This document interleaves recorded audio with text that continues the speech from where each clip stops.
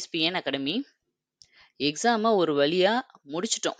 ஓகேவா? நல்லபடியா முடிச்சுட்டோம் அப்படின்னு நான் சொல்ல மாட்டேன். முடிச்சுட்டோம்.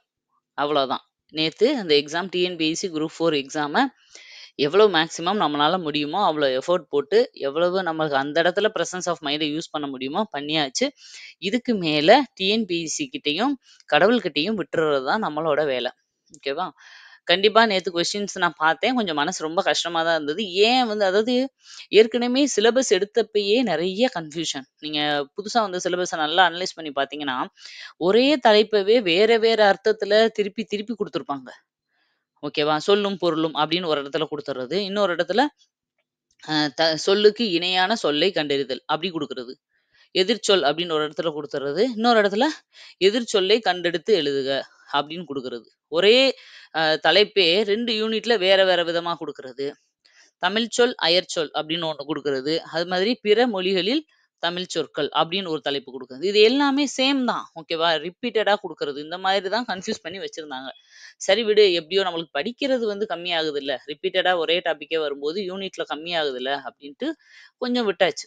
ஆனா, நேத்து கொஸ்டின் எடுத்திருக்கத பார்த்தாலும், என்ன ஒரு மைண்ட் செட்ல எடுத்தாங்க. அதாவது எக்ஸாம் எழுதுறவங்களுக்கு 10th குவாலிஃபிகேஷன், காலேஜ், யுஜி, பிஜின்னு வைக்கிறாங்களே தவிர, கொஸ்டின் எடுக்கிறவங்களுக்கு அந்த அளவுக்கு அதே மாதிரி நாலேட்ஜபிளா, இது சம்மந்தப்பட்ட விஷயங்கள் தெரிஞ்சவங்களா இருக்கவங்கட்ட குடுத்து எடுக்குறாங்களா? அப்படிங்கிறது பெரிய சந்தேகமா இருக்கு.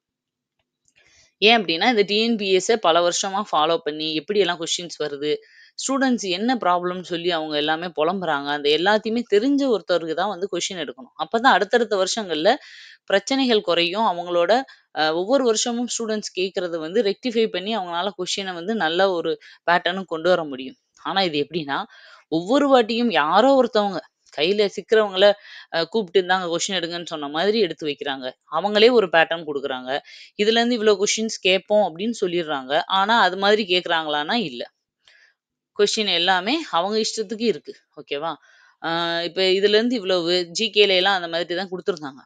பயங்கரமா இந்த தடவ ஃபாலோ பண்ண போறாங்க. ரொம்ப திருந்திட்டாங்க டிஎன்பிஎஸ்சி அப்படின்னு எல்லாரும் நெனச்சோம். பட் என்னன்னா, எல்லாத்த விட கூடுதலா ஆப்பு வச்சுட்டாங்க. இப்போ ஃபர்ஸ்ட் வேர்ல்டு வார்ல நம்ம சப்போர்ட் பண்ணா உடனே எல்லாரும் சந்தோஷமா நம்ம அம் போய் சப்போர்ட் பண்ணாங்க இல்லையா? இந்தியன்ஸ் எல்லாமே பிரிட்டிஷுக்கு. ஃபர்ஸ்ட் வேர்ல்டு வார்ல இது முடிஞ்சோனே நம்மளுக்கு வந்து பயங்கரமான ஒரு ஆஃபர் கிடைக்க போகுது அப்படின்னு சொல்லி, சுயாட்சி கிடைச்சிரும்னு. ஆனா முடிஞ்ச உடனே வச்சாங்க பாருங்க. ரவுலட் சட்டம்னு சொல்லி இருக்கறதுலயே மோசமான சட்டத்த கொண்டு வந்தாங்கல்ல. அது மாதிரி தான் இப்ப தெரியுது எனக்கு. ஓகே திருந்திட்டாங்க. கரெக்ட்டா டான்ட்டு எல்லாமே நோட்டிஃபிகேஷன் குடுக்குறாங்க. கரெக்ட்டா எக்ஸாம் கண்டக்ட் பண்றாங்க. பேட்டர்ன் எல்லாம் மாத்திருக்காங்க. ஜெனரல் இங்கிலீஷ்க்கு மாதிரியே ஜெனரல் தமிழ்ல வந்து மனப்பாட பகுதிய குறைச்சுட்டு, அம் இலக்கணத்துக்கு முக்கியத்துவம் குடுத்துருக்காங்கன்னு சந்தோஷப்பட்டோம். பட் அவங்களோட மொத்த இடியையும் கொஸ்டின் பேப்பர்ல இறக்கிட்டாங்க. ஓகே. முடிஞ்சது முடிஞ்சிருச்சு. இதுக்காக வருத்தப்பட்டு எந்த பிரயோஜனமும் இல்ல. இதுல என்ன வருதுன்னா, கொஸ்டின் கஷ்டம்னா எல்லாருக்கும் கஷ்டம் தான். யாருமே ஈஸின்னு சொல்லல. ஓகேவா? அப்போ கட் ஆஃப் நம்மளுக்கு குறைய தான் போகுது. அப்படி இருக்கும்போது நம்ம பயப்பட தேவையில்ல. நீங்க அந்த பதட்டத்தையும், பயத்தையும் விட்டுருங்க. அவங்க வந்து 170க்கு மேல எடுத்தவங்களலாம் நான் செலக்ட் பண்ணிக்கிறேன்னு சொல்லல. ஐயோ! 170க்கு மேல நம்மளுக்கு வராதேன்னு நம்ம வருத்தப்படுறதுக்கு. அவங்க சொல்றது எவ்வளவு மார்க்கா இருந்தாலும், 100 மார்க்கா இருந்தாலும், ஃபர்ஸ்ட் 5000 பேர நாங்க எடுத்துக்கிறோம். ஃபர்ஸ்ட் 4000 பேர நாங்க எடுத்துக்கிறோம்னு தான் சொல்றாங்க. அதனால தைரியமா இருங்க. எப்பயும் இருந்தத விட போன வாட்டிலாம் கட் ஆஃப் எகிறுச்சு. 180, 90 அப்படின்னு. நெக்ஸ்ட் டைம் 200க்கு 200 எடுத்தா தான் பாஸ் பண்ண முடியும்ன்ற சிச்சுவேஷன் சொன்னாங்க. அப்படி பார்க்கும்போது, கொஸ்டின் லெவல் ரொம்ப ஸ்டாண்டர்டா இருந்ததுனால, கண்டிப்பா கட் ஆஃப் குறையும். கட் ஆஃப் குறையும்போது, நம்மளுக்கு ஆட்டோமேட்டிக்கா வரும். நல்லபடியா பிரிப்பேர் பண்ணி, நல்லபடியா எக்ஸாம் எழுதின எல்லாரும் தைரியமா இருக்கலாம் நீங்க. உங்களுக்கு கண்டிப்பா மார்க் வரும். இப்ப எல்லார் மைண்ட்லயும் ஓடிட்டு இருக்க விஷயம் என்ன இருக்கும் அப்படின்னா, ஆன்ஸர் கீ செக் பண்ணியிருப்பீங்க. பிரைவேட்டா எல்லாரும் போட்டிருக்கிறதுலருந்து. அதுபடி ஒரு பர்ட்டிகுலரா மார்க் வந்திருக்கும் உங்களுக்கு. எனக்கு இப்ப இந்த மார்க்குக்கு போஸ்டிங் கிடைக்குமா? அப்படிங்கிறது தான் உங்க எல்லா மைண்ட்லயும் ஓடிட்டு இருக்கும். அதனால ஒரு அப்ராக்ஸிமேட்டா நம்ம பார்த்துரலாம் ஃபர்ஸ்ட்டு. பாருங்க, நான் வந்து இது வந்து கட் ஆஃப் மார்க் இல்ல. நான் ஒரு ஆவரேஜா ஜென்ரலா எல்லாருக்கும் போட்டிருக்கேன். மினிமமா நேத்து இருந்த கொஸ்டின் பேப்பர வச்சு, ரொம்ப நல்லா பிரிப்பேர் பண்ணி, ப்ராப்பரா டெஸ்ட் பிராக்டிஸ் பண்ணி எழுதுன ஒருத்தரு மினிமம் எவ்வளோ மார்க் ஸ்கோர் பண்ணியிருக்கலாம்? மேக்ஸிமம் எவ்வளோ மார்க் ஸ்கோர் பண்ணியிருக்கலாம்? அப்படிங்கிறது தான் இதுல சொல்றேன். பாருங்க, தமிழ்ல மினிமம் 70 மார்க் எல்லாருமே ஸ்கோர் பண்ற மாதிரி இருந்தது. மேக்ஸிமம் 80, 80+ அப்படின்ற மாதிரி ஒரு 85 அந்த வரைக்கும் போற மாதிரி இருந்தது. ஓகேவா? முதல்ல எல்லாம் எடுக்கிற மாரி 95, 100 அப்படியெல்லாம் வர வாய்ப்பு இல்ல. இந்த 80, 85ன்றத நான் என்ன சொல்றேன்னா, நல்லா தெரிஞ்ச கொஸ்டின்ஸ் சொல்றேன். ஓகேவா? இதுக்கு மேல அந்த 10, 20 கொஸ்டின் வந்து ஒரு 80 கொஸ்டின் ஓரளவு நல்லா ஓரளவு கெஸ் பண்ணி போடுற மாரி இருக்கும். மீதி 10, 20ல லக்ல எவ்வளோ மார்க் வருதோ அது வேற. 70 கொஸ்டின் மினிமமா ஓரளவு எல்லாரும் போடுற மாரி இருந்தது. 80 நல்லா படிச்சவங்க போட்டாங்க. மேத்ஸ்ல அதே மாதிரி எல்லாருமே 20 கொஸ்டின் மினிமம் போடுற மாரி தான் இருந்தது. 25க்கு 25 போட்டிருப்பாங்களான்றது டவுட்டு தான். ஆனா ஒரு 23 வரைக்கும் மேத்ஸ் மேஜரோ இல்ல ரொம்ப மேத்ஸ்ல ஜீனியஸோ போட்டிருக்கறதுக்கு வாய்ப்பு நெறைய இருக்கு. அதே மாரி ஜிகேலன்னு எடுத்துக்கிட்டோம்னா, 65க்கு மேல ரொம்ப கம்மியான பேர் தான் போட்டிருப்பாங்க. மேக்ஸிமம் 65, மினிமம் ஒரு 55. ஓகேவா? ஒரு ஆவரேஜா ப்ரிப்பேர் பண்ணவங்க. இப்ப இந்த பக்கம் இருக்கிறது எல்லாம் ஒரு ஆவரேஜ், ஒரு மீடியமா ப்ரிப்பேர் பண்ணவங்க. இதெல்லாம் ரொம்ப சூப்பரா ப்ரிப்பேர் பண்ணவங்களோட ஸ்கோர் இந்த அளவுக்கு எடுக்கிற மாரி தான் நேத்து கொஸ்டின் பேப்பர் இருந்தது. அப்போ ஒரு மினிமம் 145ல நல்லா பண்ணியிருந்தா ஒரு 165 வரைக்கும் மார்க் வரலாம். இது வந்து நானு இந்த கம்யூனிட்டிக்குன்னு நான் சொல்லல. அத அடுத்து சொல்றேன் உங்களுக்கு. இப்ப நான் சொல்றது ஜெனரலா இப்ப இது 2க்கும் இன் பிட்வீன்லன்னு பார்த்தோம்னா, ஒரு 150க்கு மேல 150 பிளஸ் உங்க மார்க் இருந்துச்சுன்னா, நீங்க சேஃப் ஜோன். அத மட்டும் மைண்ட்ல வச்சுக்கோங்க. ஓகேவா? காமனா நான் ஃபர்ஸ்ட் சொல்லிர்றேன். அது மேலோ, வுமனோ, பிஎஸ்டிஎம்மோ, எக்ஸ் சர்வீஸ் மேனோ எதுவா இருந்தாலும் 150க்கு மேல உங்களோட ஸ்கோர் தாண்டி இருக்கு அப்படின்னா, நீங்க சேஃப். ஓகேவா? சேஃப் ஜோன்ல இருக்கீங்க. இன்னும் கவர்மெண்ட்டோட ஆன்சர் கீ வரும். அதுல 2, 3 மார்க் ஜாஸ்தி ஆகலாம். இந்த மாரி நெறைய இருக்கு. அதனால 150க்கு மேல இருந்தாலே நீங்க தைரியமா இருங்க. ஓகேவா? ரொம்ப பதட்டப்படாதீங்க. அடுத்தபடியா நம்ம நெக்ஸ்ட்டு கம்யூனிட்டி வைஸ் பார்க்கலாம். கம்யூனிட்டி வைஸ் வந்து நான் இங்க குடுத்துருக்கேன். நான் எல்லாருக்கும் சொல்லிக்கிறேன். இது வந்து ஒரு அப்ராக்ஸிமேட்டா நம்மளோட கணிப்பு தான் இது. ஓகேவா? கம்யூனிட்டி போஸ்ட்ல வந்து நேத்து நம்ம எல்லார்கிட்டயும் போலிங் வாங்கியிருந்தோம். எவ்வளோ மார்க் வாங்கியிருக்கீங்க அப்படிங்கிறத கேட்டிருந்தோம். அதுபடி நீங்க உங்களோட மார்க்கு, ஸ்கோர் எல்லாம் போட்டிருந்தீங்க. எந்த நீங்க எந்த கேட்டகரி, அதுல எவ்வளோ மார்க்குன்னு கேட்டிருந்தோம். ஓகேவா? அத வச்சு தான் போடுறேன். பாருங்க, ஜெனரல்ல நீங்க வந்து 165 இருந்தீங்கன்னா, நீங்க வந்து தாராளமா தைரியமா இருக்கலாம். சேஃப் ஜோன் தான். இதே இது வுமன் அப்டின்னா, இன்னும் ஒரு 3 மார்க் கம்மியா இருந்தா கூட, நீங்க வந்து செலக்ட் ஆகுறதுக்கான சான்சஸ் நெறையவே இருக்கு. ஓகேவா? இது வுமனுக்கு. இது என்ன அப்டின்னா, எக்ஸ் சர்வீஸ் மேனுக்கு. இதே இது ஜெனரல்ல எக்ஸ் சர்வீஸ் மேன் அப்டின்னா, நீங்க வந்து 15 மார்க் வரைக்குமே உங்களுக்கு வந்து ரெட்யூஸ் ஆக சான்சஸ் இருக்கு. பொதுவாவே நார்மலோட எக்ஸ் சர்வீஸ் மேனுக்கு 15லேருந்து 20 மார்க் நீங்க மைனஸ் பண்ணிக்கோங்க. நீங்க எந்த கேட்டகரியா இருந்தாலும். ஓகேவா?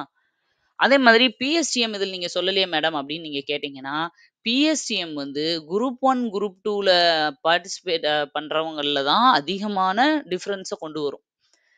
ஏன் அப்படின்னா, ஜெனரல் இங்கிலீஷ் இருக்கும், ஜெனரல் தமிழ் இருக்கும். இங்கிலீஷ் மீடியம் ஸ்டூடண்ட்ஸ் நெறைய பேர் எழுதியிருப்பாங்க. அதனால. ஆனா, குரூப் 4 பொறுத்தவரைக்கும் பிஎஸ்டிஎம்ன்றது ரொம்ப கம்மியானதா ரோல் ப்ளே பண்ணும். ஏன் அப்படின்னா, 10த் குவாலிஃபிகேஷன். அது மட்டும் இல்லாம 10த் குவாலிஃபிகேஷன்னும்போது மேக்ஸிமம் எல்லாம் வந்து தமிழ்ல படிச்சிருக்க வாய்ப்பு இருக்கு. இத விட முக்கியமானது என்னன்னா, லாஸ்ட் இயர்ல இருந்து ஜெனரல் தமிழ் மட்டும் தான் குரூப் 4க்குன்னு வச்சுட்டாங்க. அப்ப ஜெனரல் தமிழ் எழுதுறவங்க, ஜெனரல் மெட்ரிகுலேஷன் படிச்சு, general English students general Tamil எழுத மோஸ்ட்லி வரமாட்டாங்க. ரொம்ப ஒரு 5% பேர் தான் ஜெனரல் இங்கிலீஷ் ஸ்டூடண்ட்ஸ் இப்ப எழுதியிருப்பாங்க. அப்ப மத்த எல்லாருக்குமே பிஎஸ்டிஎம் இருக்கும். 95% பேருக்குமே பிஎஸ்டிஎம் இருக்கும்.